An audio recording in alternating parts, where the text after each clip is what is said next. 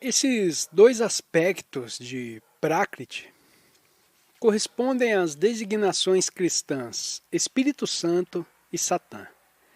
O Espírito Santo, em harmonia com a consciência crística, cria o bem e a beleza e atrai toda a manifestação para uma simbiótica harmonia e derradeira união com Deus. Satã, do hebraico literalmente o adversário, exerce sua força de repulsão para longe de Deus, para o envolvimento com o mundo ilusório da matéria, empregando a ilusão cósmica de Maia para dispersar, confundir, cegar e aprisionar. Desse modo, Satã é definido como um arcanjo que caiu dos céus, uma força que decaiu da graça, da harmonia com a sagrada vibração criadora de Deus. Jesus disse: "Eu via Satanás como raio cair do céu." Lucas, capítulo 10, versículo 18. A vibração cósmica divina, com sua luz criadora, tornou-se uma força dividida, para e apara-prakriti. O aspecto satânico ou apara assevera sua independência, afastando-se de Deus e dos reinos celestiais para dedicar-se a seus artifícios nas regiões mais grosseiras de dualidades, contrastes, inversões, estados opostos e mortalidade. Uma vez que ele encobre a matéria e envolve o homem nas mais enganosas confusões da ilusão de Maia, Jesus referiu-se a essa força como um demônio, um assassino e um mentiroso. O diabo foi homicida desde o princípio e não se firmou na verdade porque não há verdade nele.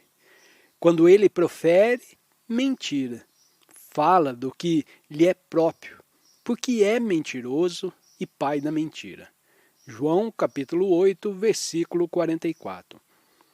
Satã surgiu como uma consequência natural do desinteressado desejo de Deus de dividir seu oceano da unidade nas ondas da criação finita. Um poder com vontade independente que viria a controlar as leis da criação material para manifestar e sustentar sua existência. O plano do espírito era que essa força ilusória cósmica, consciente, fosse dotada de independência a fim de utilizar Maya e Avidya para criar objetos finitos que refletissem Deus a partir da energia vibratória cósmica do Espírito Santo, em harmoniosa sintonia com a divina inteligência crística presente nessa vibração.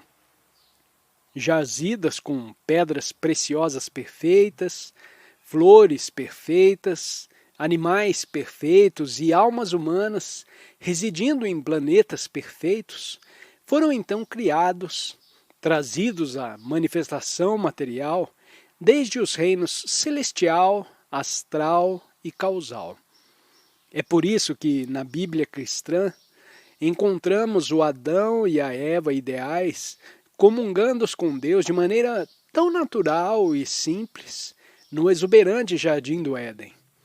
Depois de uma existência harmoniosa, uma expressão perfeita de forma, hábitos saudáveis e modos de existência, no palco do tempo sem sofrimento, doenças, acidentes cruéis ou dolorosa morte prematura, todas as formas criadas deveriam retornar para Deus, assim como os arco-íris vêm e vão, ou como as formas, num filme cinematográfico, podem ser criadas para entretenimento e então ligadas ou desligadas eletricamente à vontade.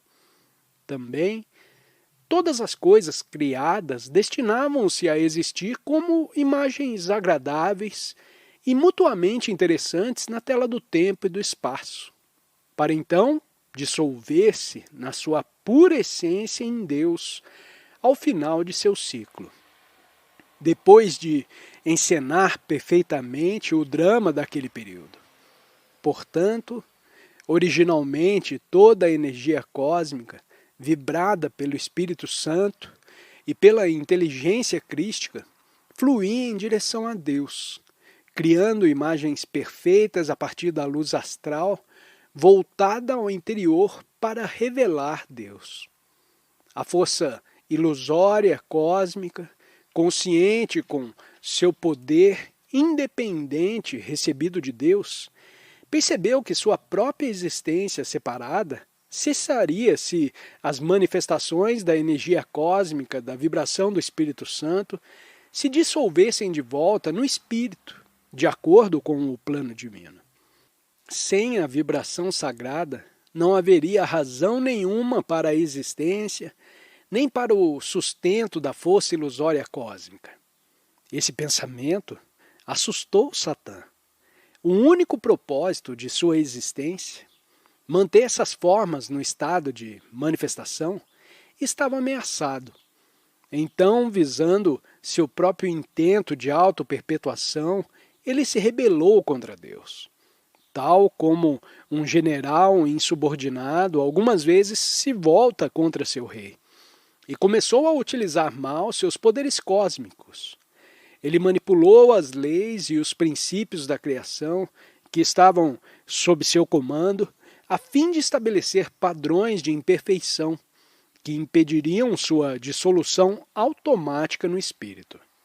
Satã tornou-se como um raio caindo do céu, porque afastou a luz da energia cósmica de seu foco em Deus, concentrando-a na matéria densa. A luz astral, que revela o céu, transformou-se nas opacas luminárias físicas do sol, do fogo e da eletricidade, que mostram somente as substâncias materiais. A literatura encontrada nas escrituras de muitas crenças emprega imagens pragmáticas ao personificar as qualidades, atos e as motivações da divindade e de suas derivações hierárquicas, já que a mente das pessoas comuns, confortavelmente enclausurada na visão de causa e efeito dos fenômenos, não se adapta com facilidade a abstrações divinas, a menos que também estas sejam metaforicamente revestidas com um aspecto familiar. Deus precisa ter uma razão para criar, seu desinteressado desejo. E tem de haver uma razão para a existência e o comportamento de um arcanjo caído, que se tornou um diabo, enganando o homem e opondo-se a Deus de inumeráveis modos. O desejo de Satã de perpetuar sua própria existência.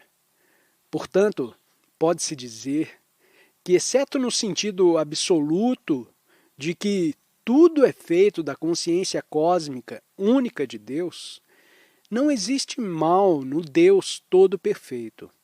O mal reside na força adversária que mantém seu reino de influência ao obscurecer grosseiramente a verdadeira natureza divina de todos os seres criados. Um sofisma filosófico poderia convincentemente propor que, sendo o dever de Satã, como um arcanjo, manter a existência das formas manifestadas, ao tentar fazer seu serviço, ele caiu do céu.